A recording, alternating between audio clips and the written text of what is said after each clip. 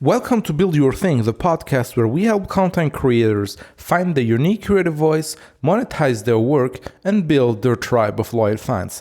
I'm your host, Matt Giaro, and when it comes to running a business as a content creator, there are a lot of recurring and low-quality tasks that come along our way. Some of them renaming files, uploading videos, formatting articles, or keeping track of your email subscribers.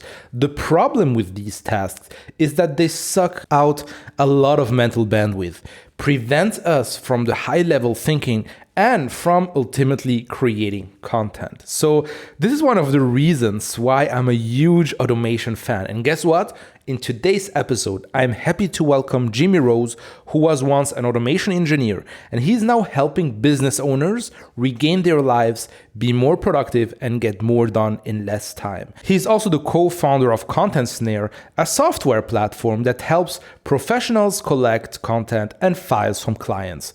In this episode, Jimmy will give you actionable tips about automation, what tasks to automate, and how to get started even if you're not a coder, so that you can free up more time. And with that being said, Jimmy, welcome to the show. Matt, thanks for having me, man. It's really exciting to be here. Yeah, it's a pleasure. And I came across your content on YouTube and then also bought your Zapier mastery course. So I thought it would be a great thing to connect. And for those who don't know you, can you tell us a little bit more about you and what you're actually up to? Yeah, sure. Well, so, I mean, you kind of, at the intro there, you mentioned, like the Content Snare, that's probably our main focus right now, which is our software platform for collecting information from people, which is a sort of automation in itself, right? Like almost every piece of software you use is some kind of automation. But yeah, the other stuff is my content around Zapier, which you mentioned there, is, and I think, it's been taking a bit of a back seat lately because as we focus on Content Snare, which is a productivity tip right there, trying to focus on one thing. But yeah, like I really enjoy talking to people. A lot of what I do now are like podcasts and webinars and stuff on teaching people how to use automation, because I mean, it was life-changing for me, and to see like the ideas and things that people generate when I talk about automation, that really excites me, because like once people realize what's possible and actually start implementing automations, it can save you insane amounts of time and truly feel like you get your life back. Because that happened to me. I was, super busy person and always felt like I had to be working, and like I felt guilty when I took time off. And automation kind of helped me fix a lot of those the mindset things as well as just getting more work done. Yeah, it's really about, let's say in surface, like when you really think about it, let's say if you are creating content, because this is actually the people who are going to listen to this podcast are content creators. Well, like you just think, well, it's just like, writing an article or just writing an email or just filming and then you just have to upload it and then you're done. But actually it's not just that, right? Yeah, that's right. I mean, yeah, content, just posting it can even be a pain, like the process of going from, say, Google Docs to WordPress is not just, if you've got a lot of images, you have to sort of tag all the images manually and put alt text on there. So, that's the kind of thing that can be automated somewhat as well. So, yeah, I mean, even just in that example there, there's opportunities for automation. Yeah, it's really all about, especially things, a lot of people talk about right now. It's like, well, you have to be consistent, but they don't really dig deeper into how can you actually start becoming consistent.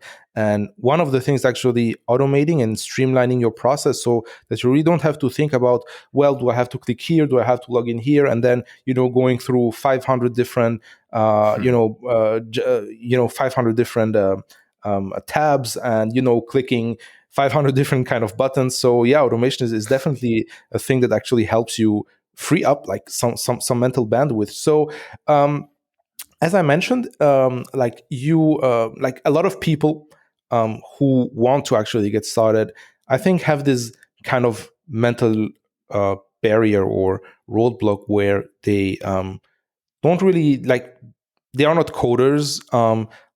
They like when they see the lines of code, like they just start flipping their heads and that kind of stuff. So how can you actually get started if you are not a coder in starting automating things?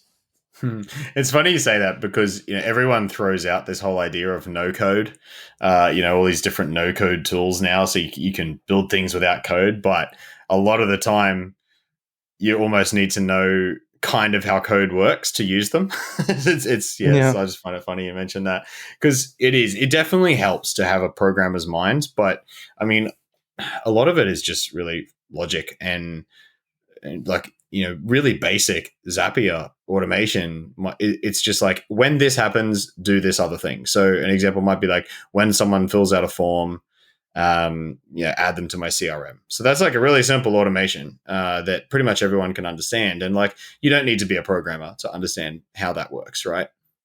Yeah, Um, true. that said, it does help, especially when you get into advanced automations.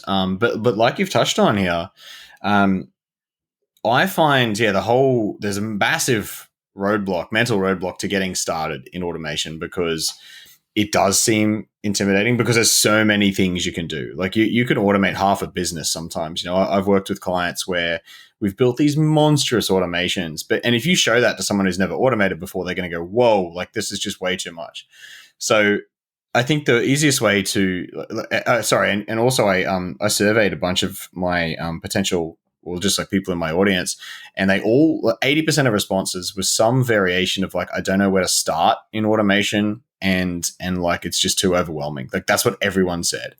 So I just think the easiest way to break that is to start with something really, really, really simple. And like I can get into some ways on like how to dig into Zapier and find some simple automations now. Do you think that'd be helpful? Yeah, certainly. But before that, like I just wanted to tackle.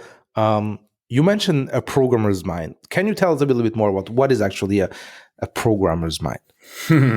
That's a good question, especially because I haven't really thought about it in too much depth. But I think it's more like it's just thinking logically in a way. So, the core thing that every programmer learns first generally is like an if statement. So it's like if some statement is true. So like if we've got a variable called x that holds a number, if x equals 1, we do this line of code.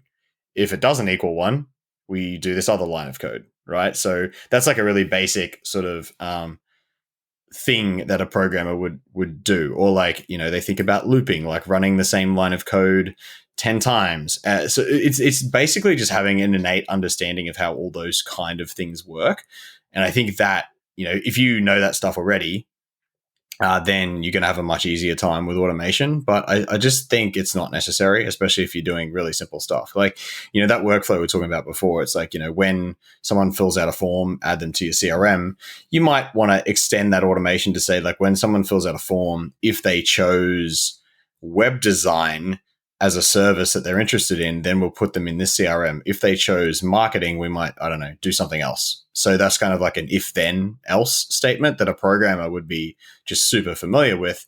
So what I think it allows you to do, having a programmer's mind, is formulate, like, especially if you've done programming a bunch of times, you can kind of plan out what, like in your mind, you start building a picture of what your code is going to do and like what the steps are before you've actually written anything. So if you're practiced in that, then it's going to be easier when time comes to automate, when you're trying to join the dots and work out what's possible. Like, so when someone fills out my form, I could push them into my Slack, like a Slack channel. I could, create a proposal for them. I could you can start joining dots between things. And I think that just comes a bit easier when you've worked with that like logical flow of code before. Yeah, and the tricky thing is, especially like I'm talking for people like me who are like creatives and who are not who have actually a hard time, organizing themselves and just going with the flow. Like working with automation, actually, like you're working with machines, right? And machines don't really have like a flow state, or they don't really think about what they do. They just have instructions, and they are just blindly following the instructions. And one of the things that I actually realized when I started all the automation stuff is that, well, it like just adding a dot or forgetting a dot may just break the whole workflow. So it actually forces you to really think about your process up front, and actually helps you give you some let's say some kind of guideline and some kind of standards that you have to follow every time you're running the automation. So I don't know, like, if you came across clients who are like me, maybe you can give some advice for people who just like think like me or just work like myself. Yeah, I mean, you made a really good point there about how, like, if you're like just a missing dot or something can break an automation, because there is that element of it, and programmers are very familiar with that, like getting the syntax right. But actually, that is something that comes with time too, is understanding, like, thinking about how a computer works, in that, like, if it's trying to read an email address, like how does it know that that's an email address? Like, as a human, you just look at it. But how does a computer know? Like, is there some letters first, then there's an @ sign, then there's some more letters, then there's a dot, like you have to actually kind of start thinking like that to fully understand, like, what might break, to try and predict, when you're, depending on the automation. Like, some stuff's really easy. Like that other example before with the contact form and the CRM, it's like, there's not really any of that in there. It's really just, okay, so when someone fills out a form, we want to put them in our CRM, and we want the email address from the form to go to the email address in the CRM. We want the first name to go into the first name. But one example there, maybe your form has like first name and last name. And then in the CRM, it might want to just take a full name. So you have to know to put like the first name and then a space and then the last name. Like, so there are some like small examples like that, but these things, you'll learn them with time. I guess there's no magic bullet to teach a creative how to automate and like do these kind of things better. But you will, like, the first time you do it, you probably go, oh yeah, first name, last name, and you put them in there, and then you'll test it and you'll see that there's no space between them, and that's just part of the learning process. So you go, oh, okay, I'll click in there and I'll put a space in between them, and test it again, and okay, yeah, it works. So, and then next time you won't make that same mistake. So there will be a lot of mistakes. It's really just a matter of trying things and screwing up and being okay with that. And then eventually we'll start to understand what kind of things you need to do to make automations work for the first time. Like, I'm at a point now where it's pretty rare I make an automation and it doesn't work, just because you've done it that many times. And it's not like coding, where there's so many things that can go wrong in an automation, especially with a tool like Zapier. It's fairly easy, right? And especially once you've been using it for a while. Yeah, exactly.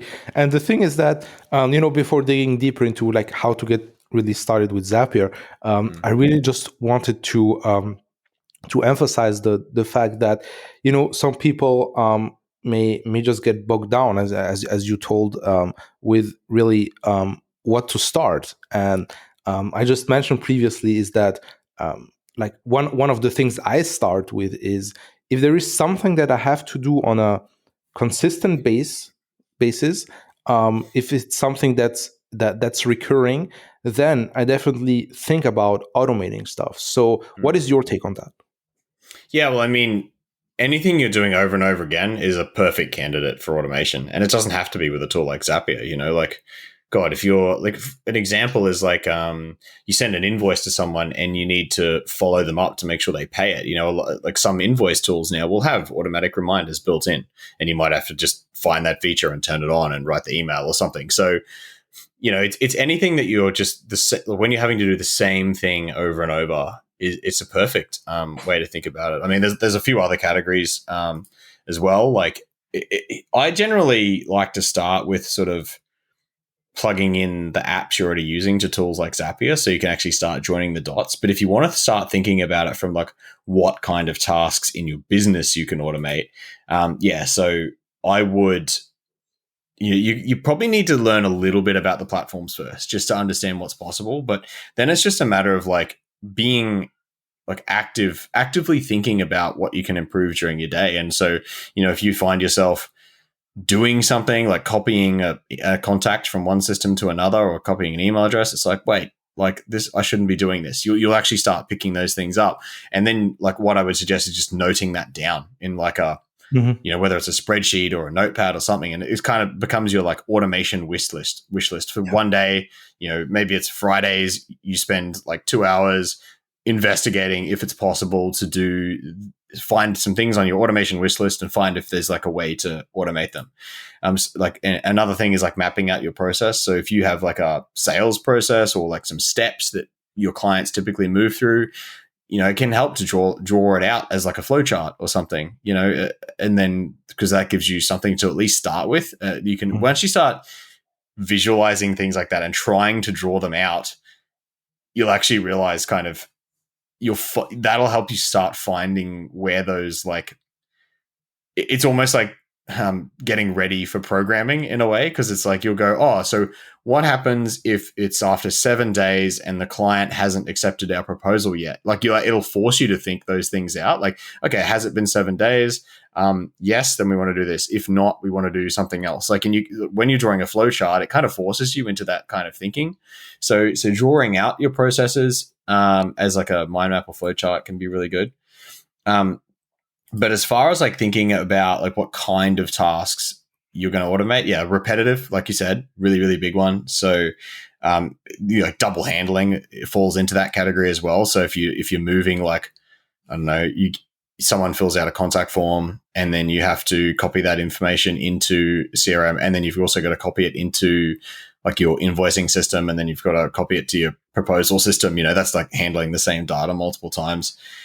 So not like all of that sort of stuff can usually be automated. And then I'd say like anything that results in excessive email as well is something worth automating, because email is one of the biggest productivity killers there is, so whether that's like a follow-up email or, booking a time, like some people still book, like when they want to arrange a meeting, they're still doing that by email, and that just requires all this back and forth, which is annoying for everybody.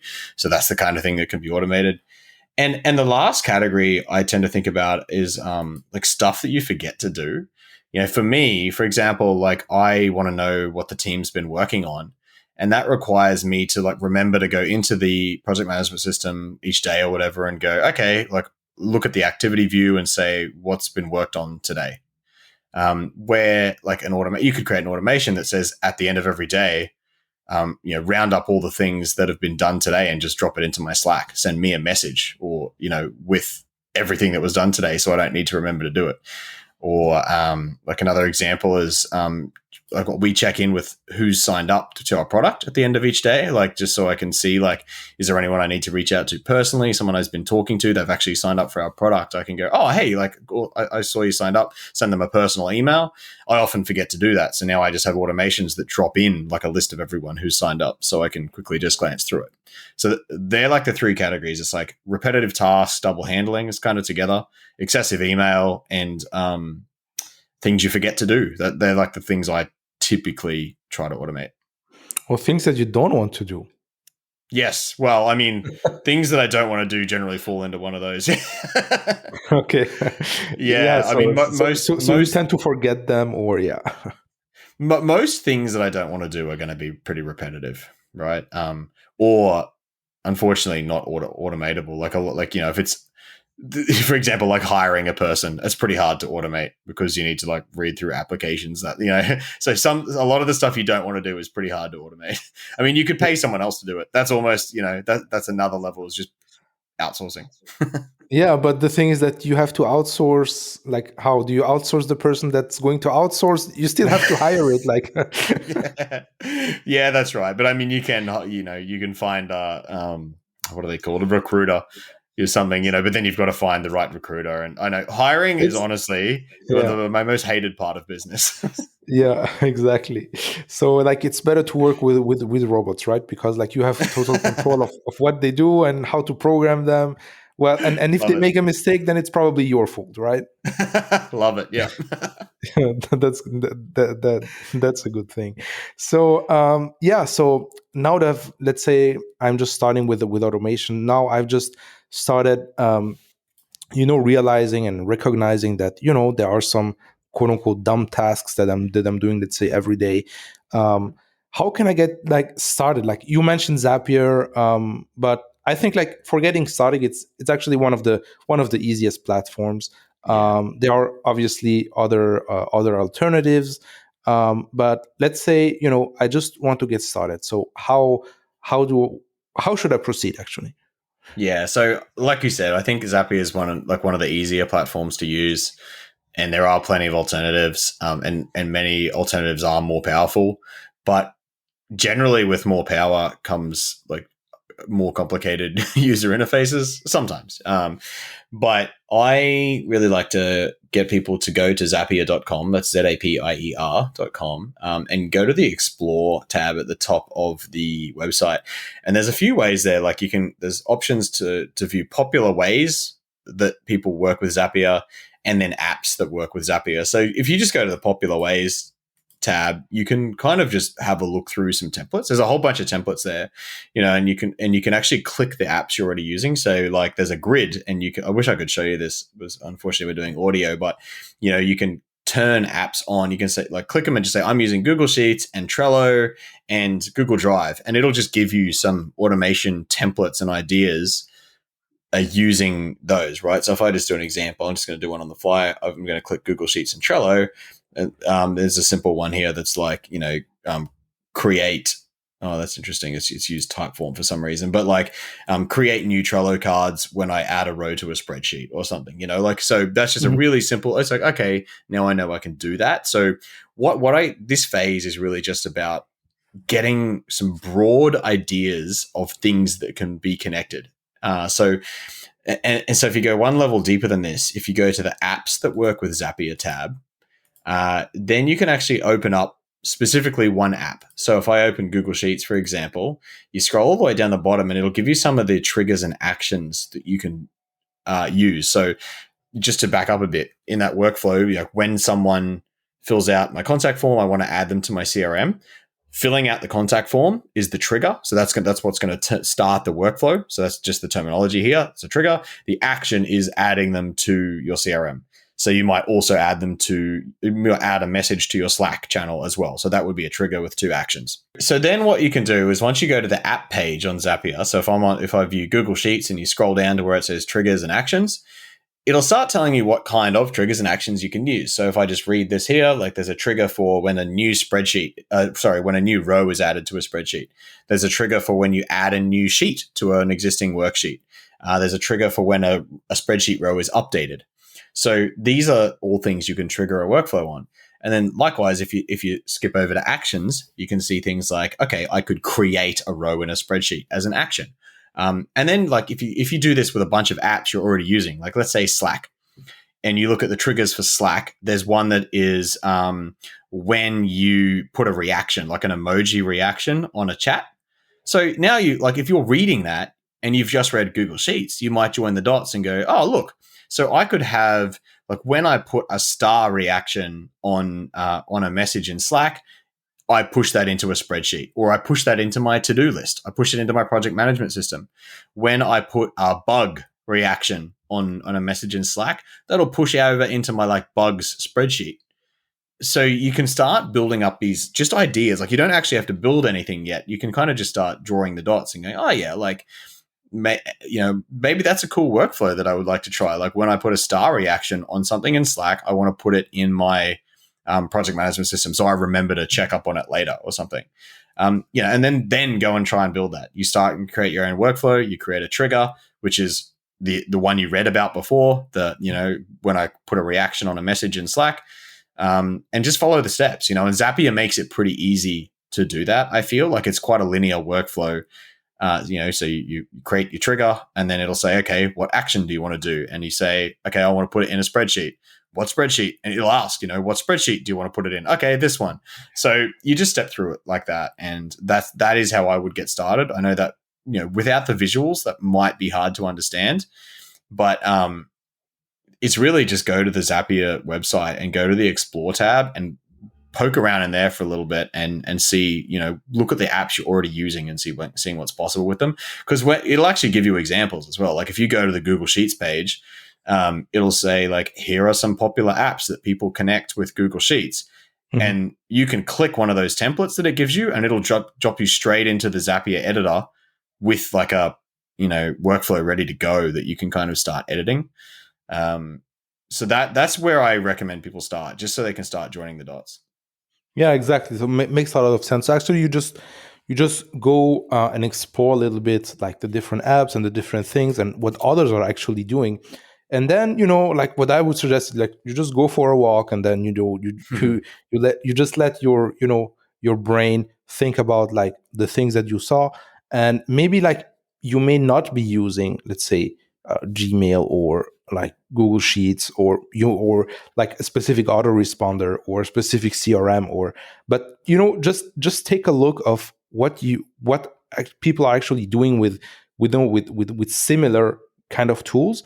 And then just think about it. Well, maybe I could build a bridge between this and that. And then really think about all the different things that you have to do as different building blocks. And this is actually what Zapier also to do, is like really, like, just joining different building blocks in order to build something. And sometimes you have to take a little bit of a workaround. Let's say if you want to do, let's say, I don't know, like a specific task, but you see, well, maybe I need to use a bridge, like, let's say, like a spreadsheet or something else in order to do that. Then, well, this will come after. But the first thing is, as you mentioned, like, you just immerse yourself in this world, and then just see what others are doing, and then just try to find a way to Yeah. actually, as you told, like, connect the dots between what others are doing and what I need to do and what I want to automate.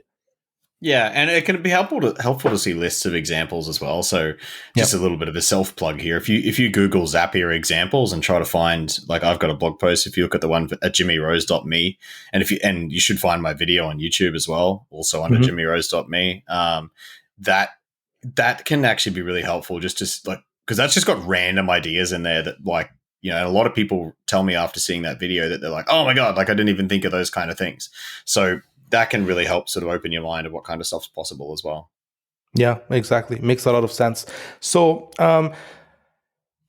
yeah, like there is like a whole, like, you can really save like a lot of time depending on what you're actually doing. And yeah, as we suggested, just start looking at what you're actually doing every day.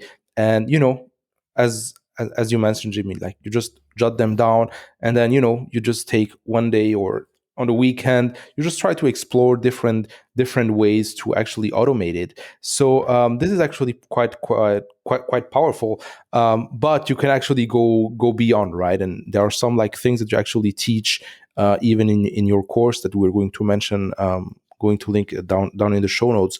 Like, you could actually make this work with even apps that aren't listed on Zapier. So if you really want to geek it out, so yeah.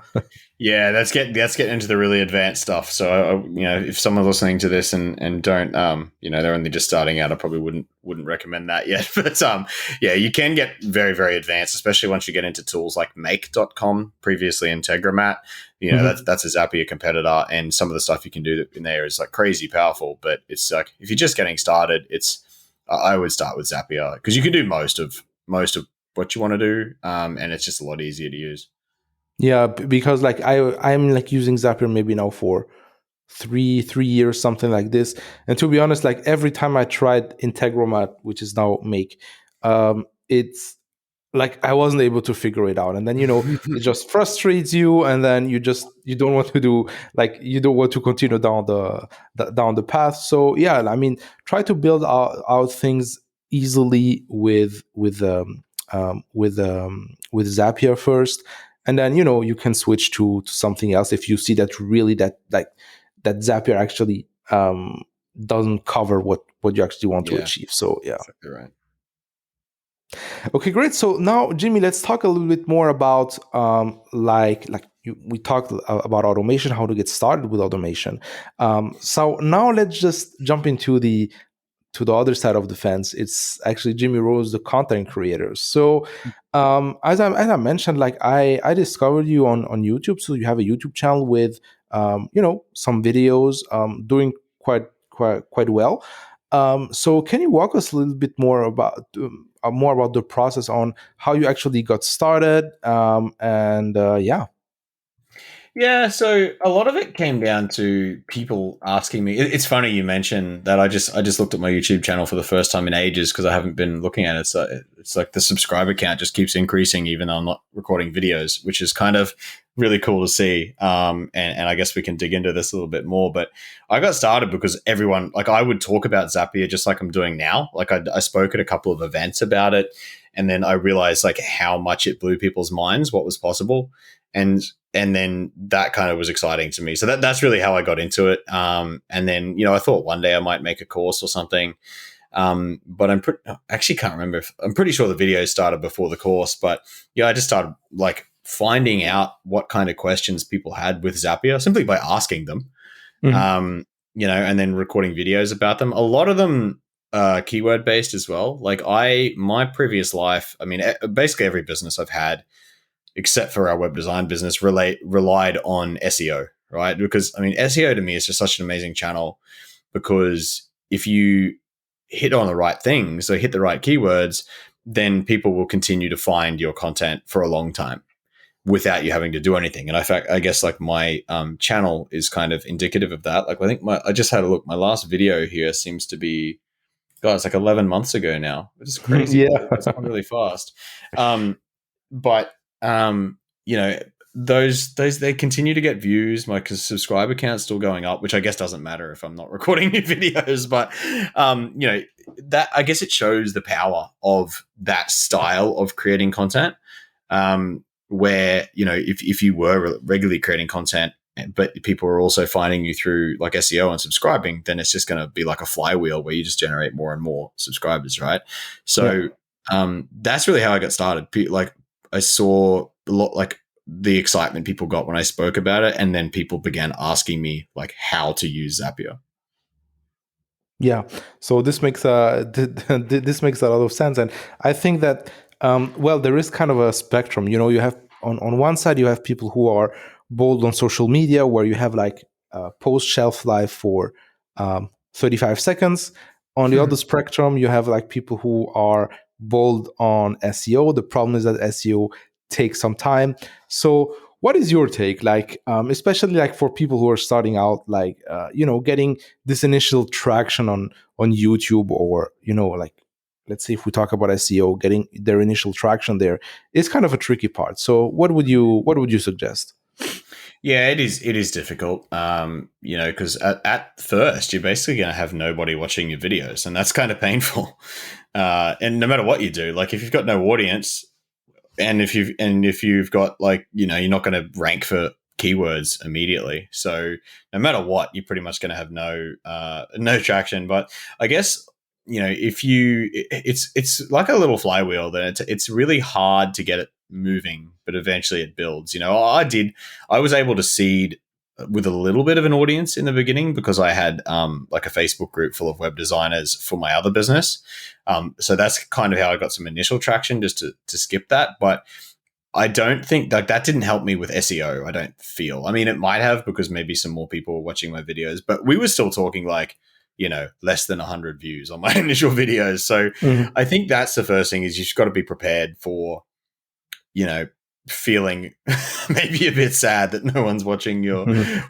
videos. But really it comes like this style of content production, which is based around like things people are searching for.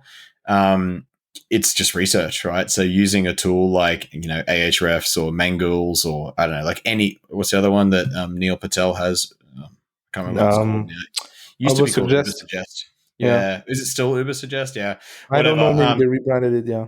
Yeah, I'm not sure, but those kind of tools where you can like type in ideas. So for example, like I would have just gone and typed Zapier in, and it would have spat out a bunch of ideas, and then I would have, I think I just started typing in random apps, like Zapier WordPress and like Zapier Slack and like tools that I've been talking about, Zapier Google Sheets, and then seeing like which of these are people searching for the most. So Hmm. you can do this in any industry, right? So like let's say you do productivity and you talk about productivity tools or something, or so you could be like, oh, Notion, or like Notion tutorial. Obviously these are going to be highly competitive at this point, but just to sort of give you an idea, like, but maybe there's like a certain feature of Notion, for example, it's like Notion custom fields or something. Like, you're just really brainstorming all the different bits and pieces of a Mhm. product or whatever. In Zapier, it was what apps work with Zapier, Zapier example. So you just brainstorm a whole bunch of stuff, and then you punch all of this stuff into a keyword research tool, and it'll give you an idea of about how many people are searching for it. They're not like super accurate, but what it allows you to do is kind of at least rank them and go like, oh, these ones clearly have more searches than others. And then you just start creating content around those. That was pretty much what I did for a long time. And I would sprinkle in the occasional video that wasn't made for SEO. It was just something that I thought was a really cool process that I wanted someone to, if they watch it, I knew they're going to get value out of it because it was like a cool automation that I built or something. And, Mhm. it's funny if I look back over my videos, they're all the ones that are like less than 1,000 views. The ones I didn't do for SEO, Mhm. everything else has loads and loads of views. Well, not loads. I mean, I'm not, yeah, it's like, loads for me. I think my most popular one's probably around 50,000 or something. But, I guess that, loads is relative, but Yeah. yeah, like I guess so. That's the first step, is knowing what keywords you want to create, and then, I mean, do you want to dig into like the specifics of like SEO for YouTube? Yeah, I mean, if this is something that you want to talk about, definitely this could be interesting, and how you actually leverage that. Because like I think that YouTube should like is one of the main traffic sources, especially when it comes to setting your course. So. Mm. Yeah, look, like it's actually not that complicated. So I'll just give you a quick overview of what I do. I mean, I post a video, Mhm. and I make sure it's optimized with all like the standard stuff. So you want to have like a decent thumbnail. You want to make sure the keyword that you're targeting is in the name. Like, I'm just looking at one of my videos here. It's like SendGrid alternative. So and the title for the video is a great SendGrid alternative. Like it's not rocket science.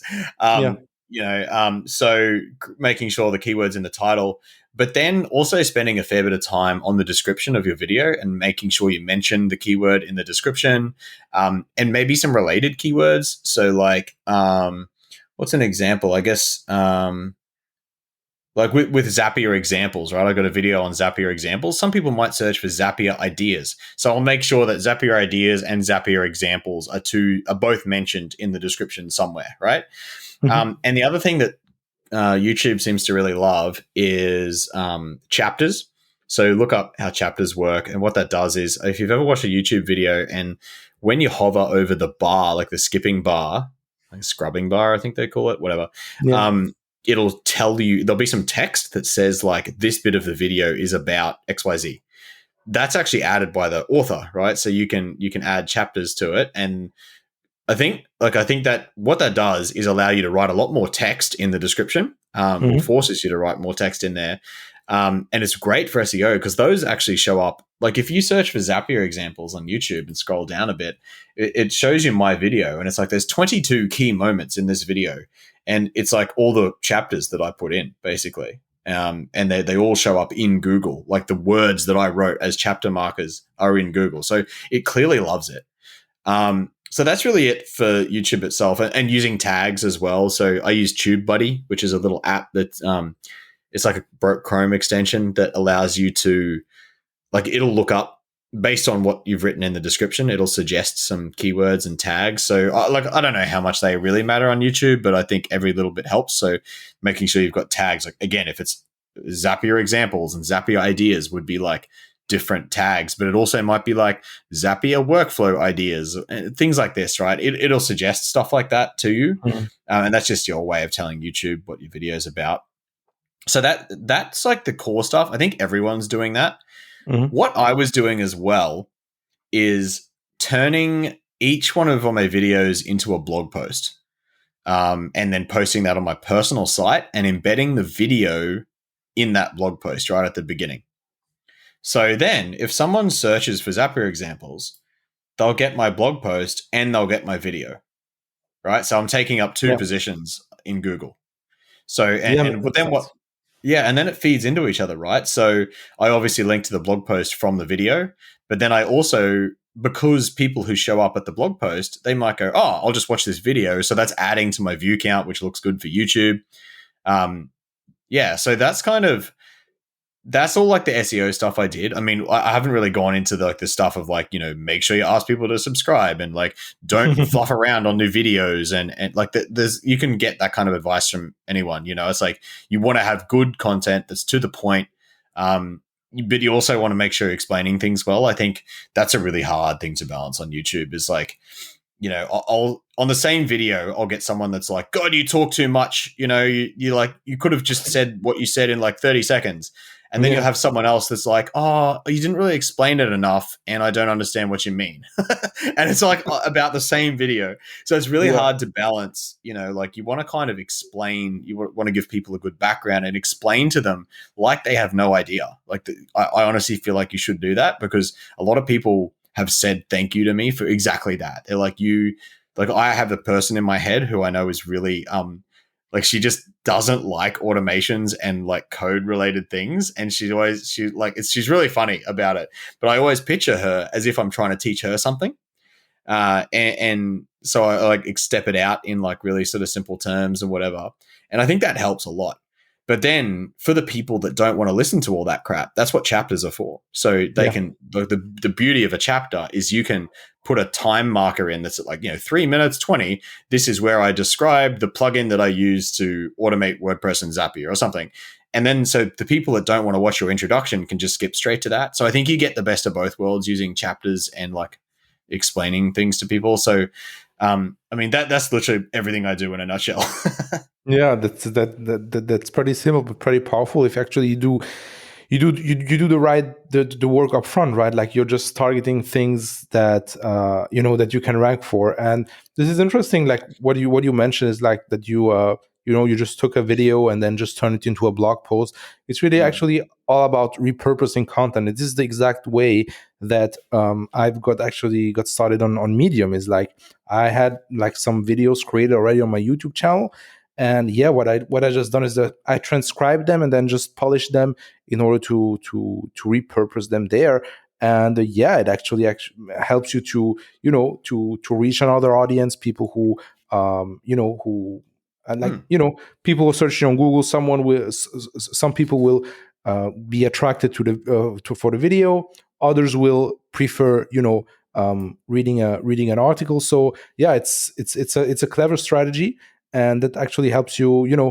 Even you can really control the ranking. So sometimes maybe your article would outperform your video, or your video would Mhm. outperform the article. But it's like really doing the best that you can in actually getting those organic spots. Yeah, and like it's just crazy to me that like I haven't done anything in 11 months, and I think I'm just looking at my analytics now, and they've dropped a little bit, maybe I don't know, 10%, 20% over the last 12 months. But that's probably because maybe there's more competition, maybe there's some of my videos are outdated, but like the subscribers are still going up. People are still watching my video, like, tens of thousands, like more than 20,000 views a month, which, I guess it depends. It's not huge, but it's also not small either. And, there's ads on the videos. So I'm getting revenue from that. And I literally haven't done anything in 11 months for that channel. And I think that really shows why SEO, like that's why I went with SEO. Because I mean, we've spoken about automation here, and so clearly I Mhm. don't like doing work over and over. So, Yeah. SEO allows you to do a bunch of work up front and then kind of forget about it. Yeah. It takes a lot of work because you obviously got to get links. You should also be thinking about like generating links to your videos and blog posts. Like you don't just create the content. There are other parts to SEO, but once that flywheel's going, it just keeps going. And you like, if I was still creating content, this would be crazy, I feel. Yeah, exactly. And especially like, I know it because I talk to a lot of creators. Like when it comes to, this being this social media treadmill, is that every time you just have to show up every day and, like post, like even though you're automating it, even though you're batching it, like it's still part of the journey that, that sucks energy out of you. Like maybe like the 1 hour or the 2 hours or the 5 hours that you're spending batching your content for social media. What if like you spend those 5 hours in actually crafting an offer, in creating a course, in Yep. like just focusing your energy on like higher value work, right?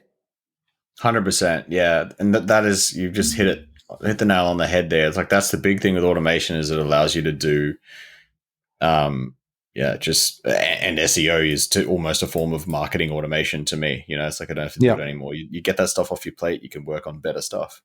Yeah. It's but again, the tricky part may be with automation or with SEO and that kind of stuff is really just to get started, right? So getting, as you told, like this flywheel running. So yeah.